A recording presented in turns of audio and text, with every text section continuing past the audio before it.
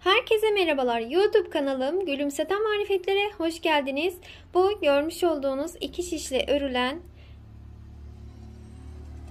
Efe yeleği modelinin nasıl yapıldığını sizlerle paylaşmak istiyorum. İnşallah sizler de beğenirsiniz ve hep birlikte denemiş oluruz. Gerçekten çok güzel, çok şirin bir bebek yeleği oldu. Yapımı da bir o kadar kolay. İnşallah hep birlikte yaparız. Düğmelerim şöyle 4 adet düğme kullandım ben. Onları dikmemiştim. Şöyle kenara alayım. Sizlere yeleğin arka kısmını da göstermek istiyorum. Bakın arka kısmı da yeleğimizi şu şekilde. Ön kısmı.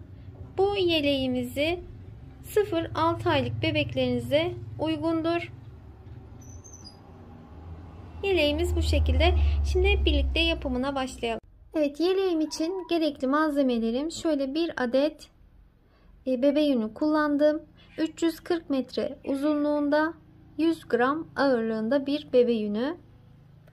Kalan yünüm de bakın bu kadar. Bu yeleğimi ördüm. Bu kadar ipim de arttı. Yine bu ipimizden de bir bebek patiği örebilirsiniz. 4 adet düğme kullandım. Dikiş iğnem var. Yeleğimizin kenarlarına dikmek için ve 3 milimetrede böyle şişlerim var. Şimdi yapımına başlayalım. Evet, yeleğimizin arka kısmı için ise şişimize 62 tane ilmek atıyoruz. Böyle ilmeklerimizi atalım. 62 tane ilmeğimi böyle şişime attım. İpim burada, başlangıç ipim. Burası örgümün arka yüzü. Şimdi örmeye başlıyoruz. İlk ilmeği her zamanki gibi örmeden alıyorum. Diğer ilmeklerimi ise ters olarak örmeye devam ediyorum. Son bir ilmek kalana kadar devam edelim.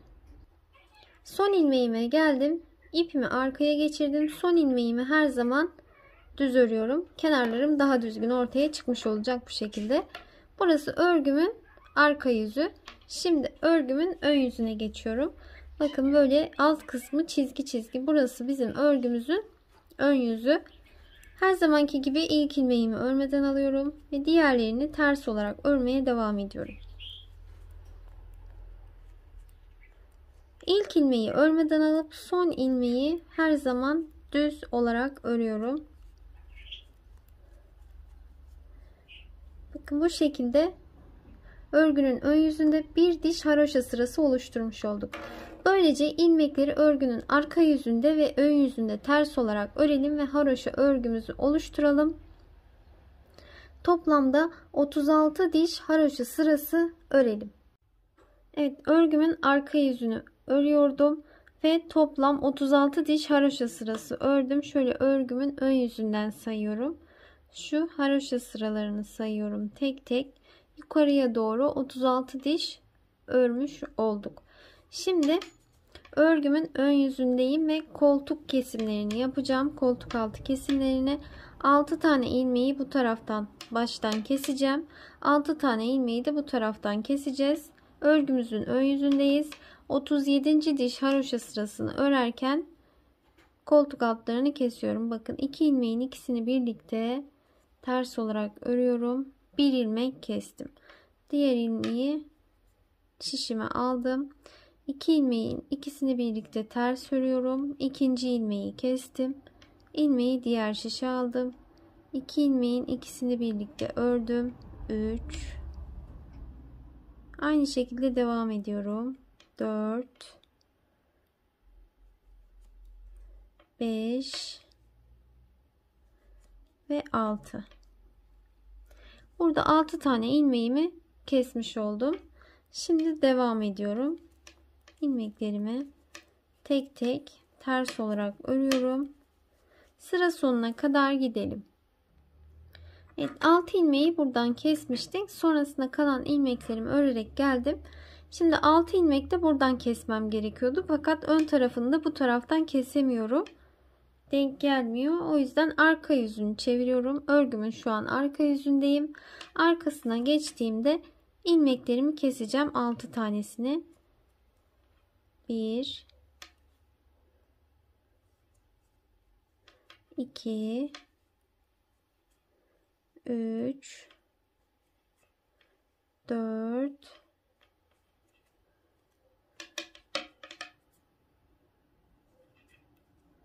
5 ve 6. 6 tane ilmeğimi de bakın bu taraftan kestim. Her iki taraftan da koltuk altı kesimlerini yapmış oldum. Artık hiç artma eksiltme yapmadan örmeye devam edeceğiz. Sıra sonuna kadar örelim. Evet, bakın şişimde 6 ilmek buradan kestim. 6 ilmek buradan, 12 ilmek eksiltmiş oldum. 62 tane ilmeğim vardı. 12 ilmek çıkarttığımda geriye 50 tane ilmeğim kaldı. Bu 50 tane ilmeğimle toplam 21 diş haroşa sırası örelim. 22. sırayı örerken ilmeklerin tamamını keseceğiz. Sıralarımızı şöyle, bu ilk sıramız olacak. İlk haroşa sıramız. Buradan itibaren sayacağız. Bakın, koltuk altı kesiminden sonraki haroşa sıralarını sayacağız. Bu bizim ilk haroşa sıramız. Toplam 21 diş haroşa sırası örelim. 50 ilmeğimizle örmeye devam edelim. Evet, örgümün bu arka yüzünü tamamlamış oldum.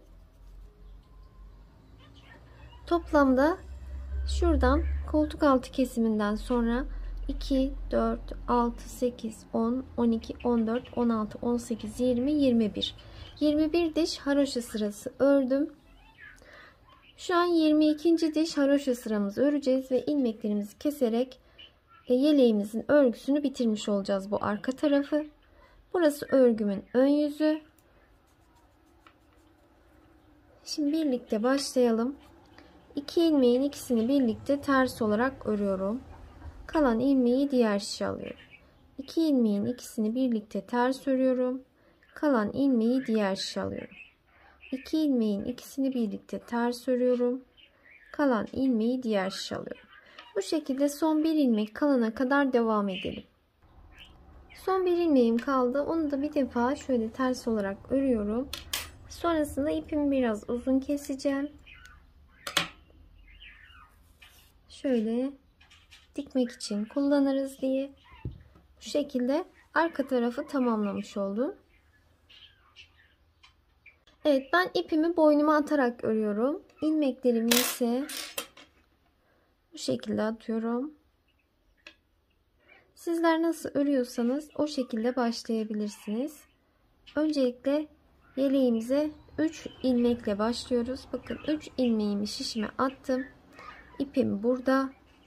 Burası örgünün arka yüzü. Arka yüzünü örerken hiçbir artma eksiltme yapmıyoruz. İlk ilmeği her zaman örmeden alıyorum. Yanındakini ters olarak ördüm. En son ilmeği de her zaman düz örüyorum. Bu şekilde tamamlamış olduk. Burası örgünün arka yüzüydü. Şimdi örgümün ön yüzüne geçiyorum. Bakın, başlangıç ipim bu tarafta. Burası örgümün ön yüzü. Ön yüzünde artmalarımız olacak. İlk ilmeği her zaman örmeden alıyorum. Sonrasında bakın, şöyle ipimi bir doladım parmağıma ve bir deliksiz artma yaptım. İlmek artışı. Bir sonraki ilmeği ters örüyorum. En son ilmeği örmeden yine bir ilmek artışı yapıyorum. Bir başta, bir sonda ilmek arttırıyoruz. Son ilmeği düz örüyorum. Burası örgümün ön yüzü. Şimdi örgümün arka yüzüne geçiyorum. Arka yüzünde hiç artma eksiltme yok. İlk ilmeği her zaman örmeden alıyorum. Ortadaki ilmekleri ters örüyorum. Artma yaptığımız ilmeklerimizi de örüyoruz. Son ilmeği her zaman düz örüyorum. Kenarlarımız daha düzgün çıksın diye ilk ilmeği örmeden alıp son ilmeği her zaman düz örüyorum. Burası örgümün arka yüzüydü. Şimdi örgümün ön yüzüne geçiyorum. Burası örgümün ön yüzü. İlk ilmeği örmeden alıyorum. Örgünün ön yüzünde hep ilk ilmeği ördükten sonra ve son ilmeği örmeden önce ilmek artışlarımız var. Bakın şu şekilde bir ilmek arttırdım. Bu ilmek arttırmayı ben böyle yapıyorum.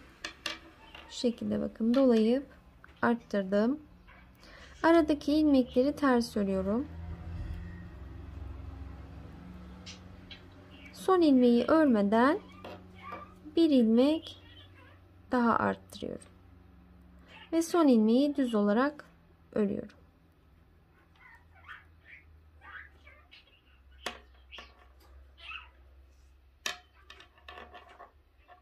Bakın bu şekilde ilmek sayımız 2, 4, 6, 7'ye çıkmış oldu. Şimdi örgünün arka yüzüne geçiyorum. Arka yüzünde artma, eksiltme yok. İlmekleri örerek ilerliyoruz. İlk ilmeği örmeden aldım. Diğer ortadaki ilmeklerimi ters olarak örüyorum.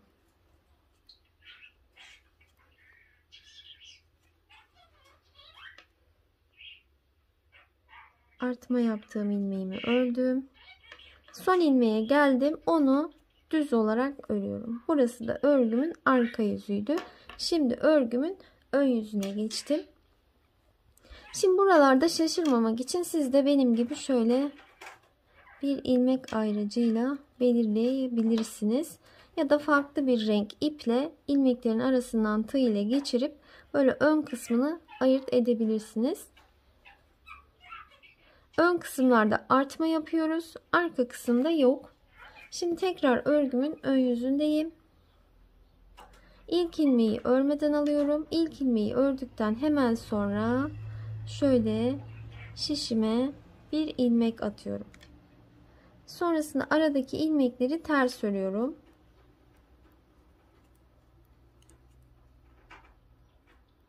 Son ilmeği örmeden bir ilmek daha arttırıyorum ve son ilmeğimi ördüm.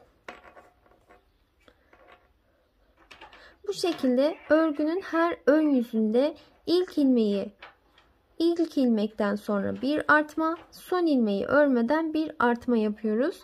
Bu şekilde ilmek sayımızı her ön sırada 2 ilmek arttırmış oluyoruz. Örgünün arka yüzünde hiç artma eksiltme yok. İlmekleri olduğu gibi örüyoruz.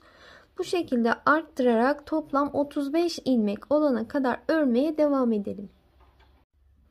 Evet, bakın bu şekilde toplam 35 ilmeğe ulaşana kadar aynı şekilde örmüş oldum. Şimdi daha büyük ya da küçük yaşlar için yaparken bu ilmek sayısını 2 eksik 2 fazla yapalım. Örneğin 33, 35, 37, 39 şeklinde yapabilirsiniz. Yine aynı şekilde sıra sayısı da artmış ve eksilmiş olacak ilmek sayısına göre. Şimdi buradan sonra artık artma eksiltme yapmıyoruz ve modelimizi kurmaya başlayacağız. Şu an örgümüzün ön yüzündeyiz. Bakın burası örgümün ön yüzü. Öncelikle kenar ilmeklerimi öreceğim. Kenar ilmeklerimi örerken ilk ilik yerimi, yani düğme yerimi açmış olacağım. Bunun için ilk ilmeğimi örmeden aldım. Diğerini ters olarak ördüm. Bir diğerini yine ters olarak ördüm. 3 tane ilmeğim bu şişimde. Sonrasında bakın 2 ilmeğimi ikisini birlikte ters örüyorum. Kalan ilmeği diğer şişe geçirdim. Yine 2 ilmeğin ikisini birlikte ters olarak ördüm. Buradan 2 ilmeği kesmiş oldum. Düğme yerini bu şekilde yapıyorum. Bakın 2 tane ilmeğim buradan kesilmiş oldu. 3 ilmeğim burada. 2 ilmeğimi kestim. 5. Bir de bu ilmeğim var. 6. Bir tane daha örüyorum. 7. Tekrar sayalım bakın. 3 ilmeğim burada. 2 ilmeğimi kestim. 5, 6 ve 7. 7 tane kenar ilmeğim olacak. Sonrasında ipimi arkaya atıyorum ve aradaki ilmekleri düz olarak örüyorum. 7 tane ilmeğim kalana kadar böyle aradaki ilmekleri düz olarak örelim.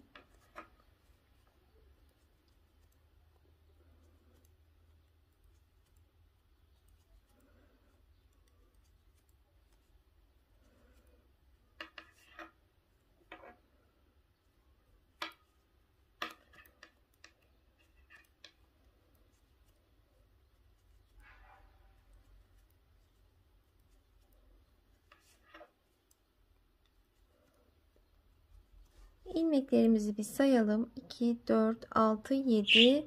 2 tane daha düz olarak öreceğiz. Bakın 2, 4, 6, 7 tane kenar ilmeğimi de burada bıraktım. Şimdi oradaki düz ilmek sayısını sayalım. 2, 4, 6, 8, 10, 12, 14, 16, 18, 20, 21. 21 tane ilmeği düz olarak örmüş olduk. Şöyle bakın. Şimdi bu 7 tane kenar ilmeğini ters olarak örelim.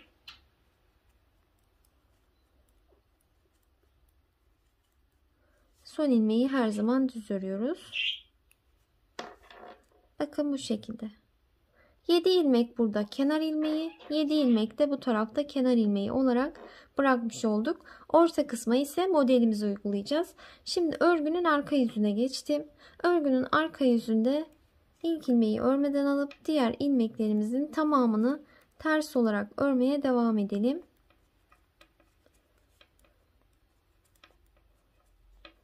Şu düğme yerine kadar gelelim. Düğme yerime geldim. Burada 2 ilmek kesmiştim.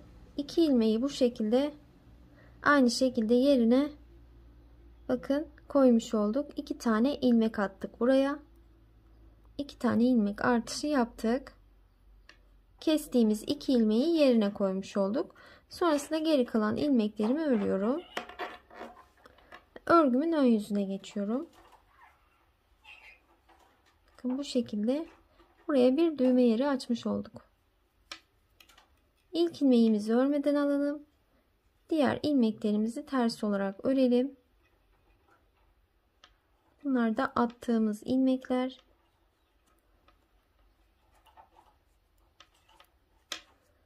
Bakın sayalım. 2, 4, 6, 7 tane ilmeğimiz burada kenar ilmeği. Aradaki ilmeklerimizi düz olarak örüyoruz.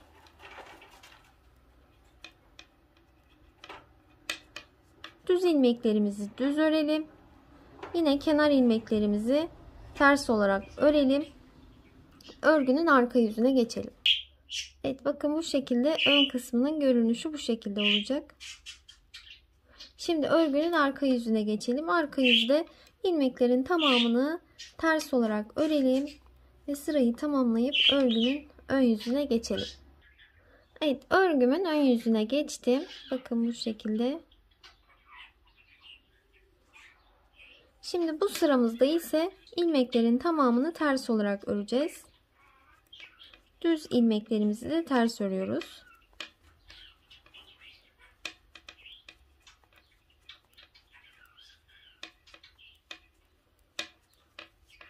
Bu şekilde bakın bir diş haroşa sırası oluşturmuş olacağız. Ben haroşa sırasını ilmekleri örgünün ön yüzünde ve arka yüzünde ters olarak örüyorum. Bu şekilde oluşturuyorum. Böyle sıra sonuna kadar ilmeklerimizi ters olarak örelim. Evet örgümün ön yüzünü tamamladım. Şimdi arka yüzüne geçiyorum. Arka yüzde ilmeklerin tamamını ters olarak örelim. Örgünün ön yüzüne geçelim. Evet bu şekilde bakın bir diş haroşa sırası yaptık. Sonrasında şurada yapmış olduğumuz düz kısmı yapacağız. Tekrardan kenar ilmeklerimizi örelim. 7 tane kenar ilmeğim var. Bakın 2, 4, 6, 7. Sonrasında aradaki ilmeklerimi düz olarak örmeye devam ediyorum yine. Böyle düz olarak örelim. En sonda yine 7 tane kenar ilmeğimizi ters olarak örelim. Evet bakın sıramı tamamladım. Şimdi örgünün arka yüzünde ilmeklerin tamamını ters olarak örelim. Örgünün ön yüzüne gelelim. Tekrardan örgümün ön yüzüne geldim. Yine burada 7 tane ilmeği, kenar ilmeğimizi ördükten sonra ortadaki düz ilmeklerimizi düz olarak öreceğiz. Sonra 7 tane kenar ilmeğimizi öreceğiz. Örgünün arka yüzünde ilmeklerin tamamını her zaman ters olarak örüyoruz. İlmekleri ters olarak ördükten sonra örgünün ön yüzüne geçeceğiz. Sonrasında yine şu haroşa sırasını yapacağız. aynı modeli tekrar ediyoruz. Bu aynı modeli 3 defa tekrar edeceğiz. Ben diğer yan tarafı örmüştüm. Orada size göstermek istiyorum. Şöyle bakın. Biz şimdi şuradayız. Bu kısmı da tamamladıktan sonra haroşa sıramızı yapacağız. Yine şu düz örgü kısmını yapacağız. Haroşa örgüyü yapmadan model kurmaya başlayacağız. Şu 1, 2, 3 tane düz örgü kısmını tamamlayalım. Sonrasında modelimizi birlikte kurmaya başlayalım. Düğme yerlerimizi 12 sırada bir açıyoruz. Bu düğme yerinden sonra sayalım. 12. haroşa sırasında yine düğme yeri açalım. Bu şekilde düz örgü model kısımlarını tamamlayalım. Haroşa örgüyü örmeden diğer modelimizi kurmaya birlikte başlayalım. Evet, bakın sıralarımı tamamlamış oldum. Şöyle sizlere göstereyim. Şimdi buradan sonra artık modelime başlayacağım. Örgümün ön yüzündeyim. 7 tane kenar ilmeğimi örüyorum.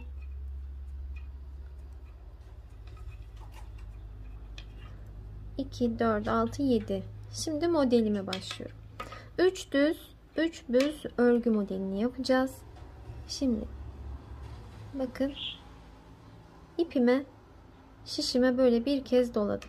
Delikli bir artma yapacağız. Bakın. Sonrasında 3 ilmeğin üçünü birlikte ters olarak ördüm. Şişime ipimi bir kez daha doladım. 3 ilmeği birlikte ördüm. Sonrasında yine geriye 3 tane ilmeğimi yerine koymuş oldum. Şöyle bir doladık. Sonrasında 1, 2, 3, 4, 5, 6. 6 tane ilmeğimi ters olarak ördüm. Şimdi tekrar ikinci modelimi kuracağım. İpimi şişime bir kez doladım. 3 tane ilmeğin üçünü birlikte ters olarak ördüm. Sonra şişime yine bir ilmek doladım. 3 ilmeği tekrar yerine koymuş oldum. 1, 2, 3, 4, 5, 6. 6 tane ters ilmeğimi ördüm. Model arasındaki şişime ipimi bir kez doladım. 3 tane düz ilmeğimin üçünü birlikte ters olarak ördüm. Yine ilmeğimi şişime bir doladım ve kenar ilmeklerimi örüyorum. 7 tane kenar ilmeğimi örüyorum. Orta kısma 3 tane 3 düz 3 düz örgü modelini kurmuş olduk. Eğer ilmek sayısının fazla ise, diyelim ki 39, 37 ilmek sayısıyla başladıysanız eğer, yine bu kenar ilmekleriniz 7'şer ilmek olsun. Oradaki fazla ilmekleri bu ortadaki düz ilmekler alsın. Bu şu aralara da şu ters ördüğümüz, bakın şöyle alt altı ters ördüğümüz ilmekler var. Fazla ilmekleri buralara koyabilirsiniz. Ben 6 ördüysem siz 7 7, 8 8, 9 9 yapabilirsiniz. Bu şekilde ilmekleri dağıtabilirsiniz. Şimdi örgünün arka yüzüne geçiyorum. Arka yüze geçtiğimde ilmeklerin tamamını ters olarak öreceğim.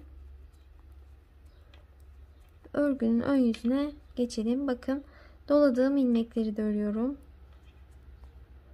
Bu şekilde ters olarak örüyorum. Hepsini örgünün ön yüzüne geçelim. Örgümün ön yüzüne geldim. Burada yine kenar ilmeklerimi aynı şekilde örüyorum. Arada kenardaki haroşa sıralarında sayalım ki 12. sırada düğme yeri açacağız. Bunu unutmayalım, bakın. Şimdi kenar ilmeklerimi ördüm. Burada 3 düz 3 düz örgü modelinin 3 tane ilmeği var. Onları düz örüyorum. 1, 2, 3. 3 ilmeği düz olarak ördüm.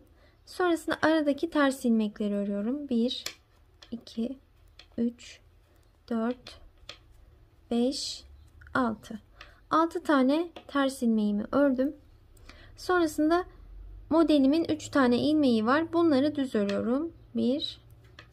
2, 3.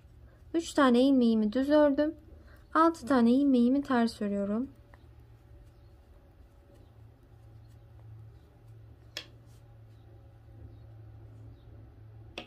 Ve en son 3. modelime geldim. Bunu da 3 ilmeğini düz örüyorum. 1, 2 ve 3. Ve kenar ilmeklerimi örmeye başlıyorum.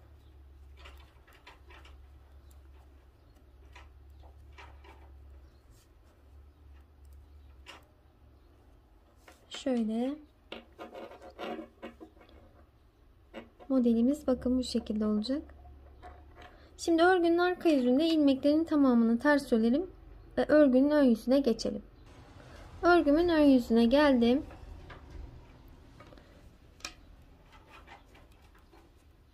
Kenar ilmeklerimi örüyorum.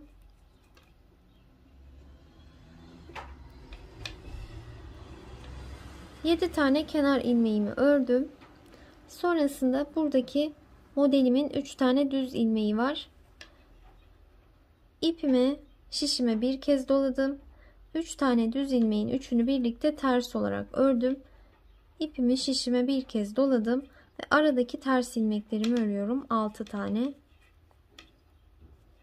Aralardaki 6 tane ters ilmeklerimiz modelimiz boyunca böyle sabit olarak yukarıya doğru ilerleyecekler.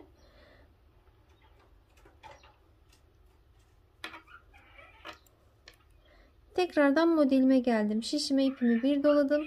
3 tane düz ilmeğimin üçünü birlikte ters olarak ördüm. Şişime ipimi bir kez doladım. 6 tane ortada giden ters ilmeğimi örüyorum. 3. modelime geldim. Şişime ipimi bir doladım. 3 ilmeğin üçünü birlikte ters olarak ördüm. Şişime ipimi bir doladım ve kenar ilmeklerimi örüyorum 7 tane.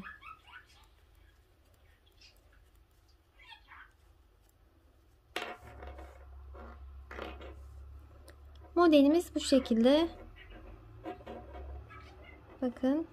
Şimdi örgünün arka yüzünde ilmeklerin tamamını ters olarak öreceğiz ve örgünün ön yüzüne geçeceğiz. Örgünün ön yüzüne geçtiğimizde kenar ilmeklerimizi örüp 3 tane modelimizin ilmeğin üçünü düz öreceğiz. 6 ters, 3 düz, 6 ters, 3 düz, 7 tane ilmeğimizi öreceğiz. Sonra örgünün arka yüzünde yine ilmeklerin tamamını ters olarak öreceğiz. Ve örgünün ön yüzüne geçtiğimizde yine bakın şu tomurcuk kısımlarını yapacağız. Böyle modelimiz bu şekilde ilerleyecek. Düğme yerlerini açmayı unutmayalım. Şöyle bakın. Şu tomurcuk kısımları bakın 1, 2, 3, 4, 5, 6, 7, 8, 9, 10. 10 tane olana kadar örmeye devam edelim. Evet bakın bu şekilde tamamlamış oldum. Şu tomurcuklu kısımlar 10 adet olana kadar aynı şekilde örmeye devam ettim. 3 düz 3 düz örgü modelimiz.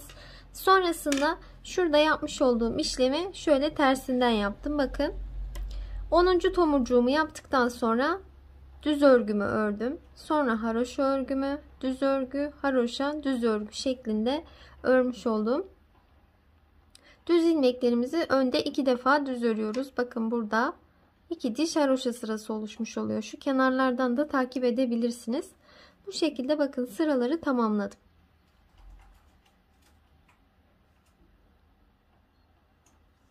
Düğme yerlerimi de açtım. Bakın 1, 2, 3 ve sonuncuyu da buraya açmış oldum. En son bir diş haroşa sırasını ördüm. Şimdi buradan sonra artık şöyle sizlere de diğer kısımdan da göstereyim. Bu yan kısmını örerken şimdi buradan giderken burayı açmıştım ben. Bakın bu şekilde. 6 tane ilmeği kesmiştim. Sonrasında yaka kesimine de başladık. Şimdi burada tersini yapacağımız için buradan yaka kesiminden başlayıp en sonda şu koltuk altı kesimini yapacağız. Şu şekilde bakın. Şimdi başlayalım. Buradan yaka kesimini yapıyoruz. İlk ilmeğimi örmeden şişme aldım. Sonrasında 2 ilmeğin bakın ikisini birlikte ters olarak örüyorum ve yaka için bir ilmeği kesmiş oldum. Sonrasında devam ediyorum. Artık bundan sonra ilmeklerimizi hep ters olarak öreceğiz. Haroşa örgümüzü uygulayacağız. İlmeklerimizi tek tek örerek devam edelim. Sırayı tamamlayalım. Evet, bu taraftan gelirken burada koltuk altı kesimini yapamayacağımız için örgünün arka yüzünde yapacağız. Örgümün arka yüzünü çevirdim. Şimdi burada koltuk altı kesimi için 2 ilmeğin ikisini birlikte ters ördüm. 1 ilmek eksilttim. Kalan ilmeği diğer şişe aldım. 2 ilmeğin ikisini birlikte ters olarak ördüm. İkinci ilmeğimi eksilttim. Aynı işlemi tekrar ediyorum. Üçüncü ilmeği eksilttim. Dördüncü ilmeğimi,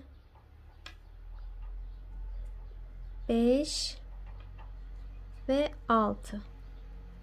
Burada 6 tane ilmeğimi kesmiş oldum. Şimdi örmeye devam edelim. Sıra sonuna kadar ilmeklerimizi tek tek örelim. Evet, bu şekilde örgümün ön yüzüne geldim. Bakın burada koltuk altı kesimini yapmış oldum. Diğer yan tarafta da bu tarafta yapmıştık bakın. Şöyle. Şimdi böyle yaka kesimini yaparak böyle şu oyuntuyu yaparak ilerleyeceğiz. Yine ilk ilmeği örmeden alalım. Diğer iki ilmeğin ikisini birlikte ters olarak örelim. Bir ilmek eksilttik. Bunu örgünün her ön yüzünde yapacağız. Sıra sonuna kadar ilmekleri ters olarak örelim. Bakın bu şekilde sıranın sonuna geldim. Şimdi örgünün arka yüzüne geçiyorum. Arka yüzüne geçtiğimde ilmeklerin tamamını ters olarak öreceğim. Hiç burada artma eksiltme yok örgünün arka yüzünde.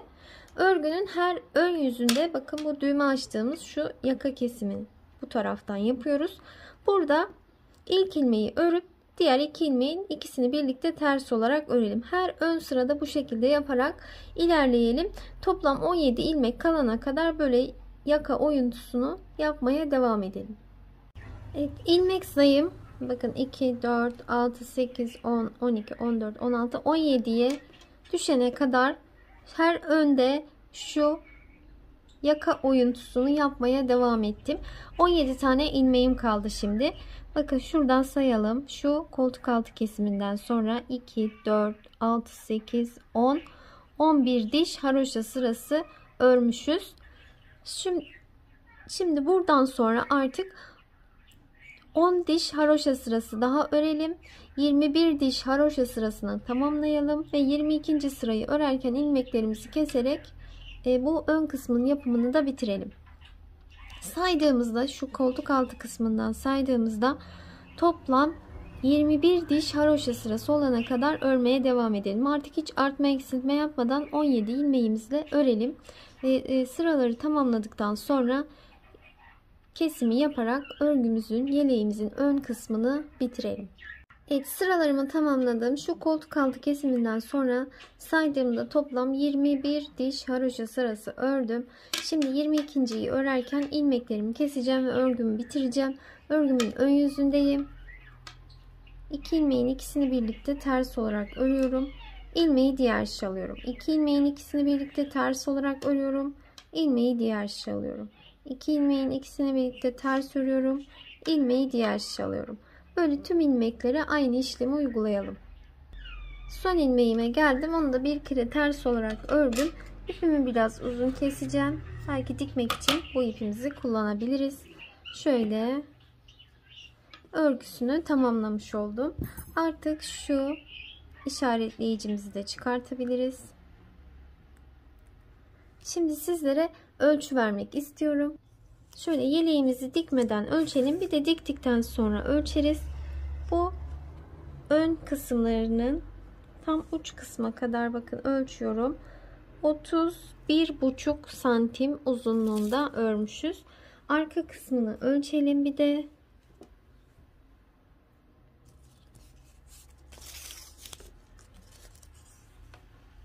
Hiç gerdirmeden olduğu gibi ölçüyorum. 23 santim örmüşüz.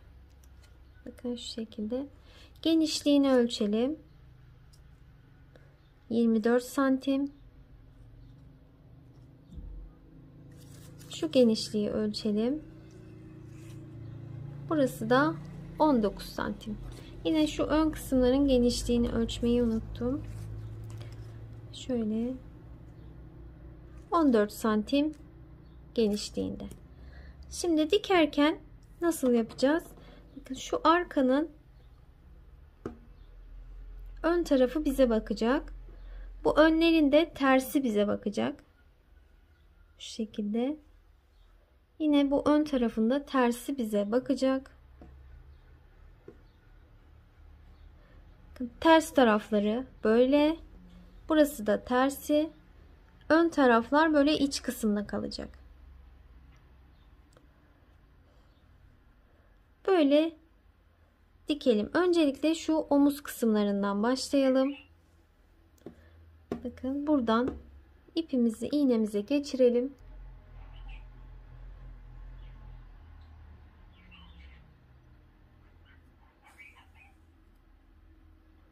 Bu şekilde ilmekleri şöyle karşılıklı alarak dikelim.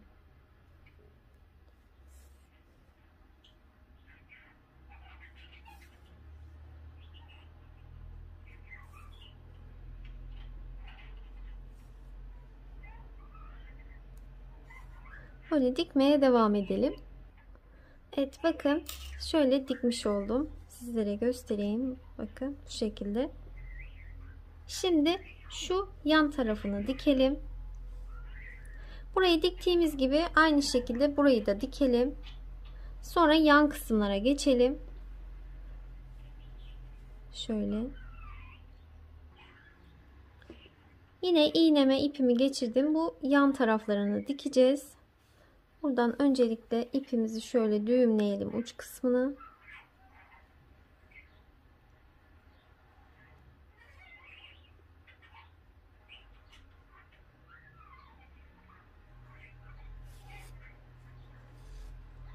Şöyle bakın ilmeklerin iç taraflarından batıyorum. Bakın bir buradan, bir bu taraftan. Böyle dikerek ilerleyelim. Zaten ön kısımların bakın bu tarafları uzun oluyor. Şöyle dikelim sıranın sonuna kadar. Evet yeleğimin dikimini tamamladım. Şöyle bu renkte düğmeler vardı elimde. Bu düğmeleri de diktikten sonra ben yeleğimi bitirmiş olacağım. Şöyle dikmeden sizlere de göstermek istedim. Öncelikle şöyle bu omuz kısımlarını diktik. Sonra şu yan taraflarının dikimini tamamladıktan sonra yeleğimizi bitirmiş olduk. Gerçekten çok güzel, çok kullanışlı ve de çok şirin bir bebek yeleği oldu. Bebeklerinize de gerçekten çok yakışacaktır eminim. Videolarımı beğeniyorsanız, faydalı buluyorsanız, anlatımımı seviyorsanız kanalıma abone olup destek olursanız çok mutlu olurum. Destekleriniz benim için çok önemli. İnşallah videom da sizler için faydalı olmuştur. Sizler de beğenirsiniz ve denersiniz. Kalan ipimi de sizlere göstermek istiyorum. Bakın. Baya böyle fazlaca bir ipim de kaldı. Bu ipimizden de yine bir bebek patiği örebiliriz. Bu şekilde bir sonraki videolarımda görüşmek üzere. Hoşça kalın. Kendinize çok iyi bakın.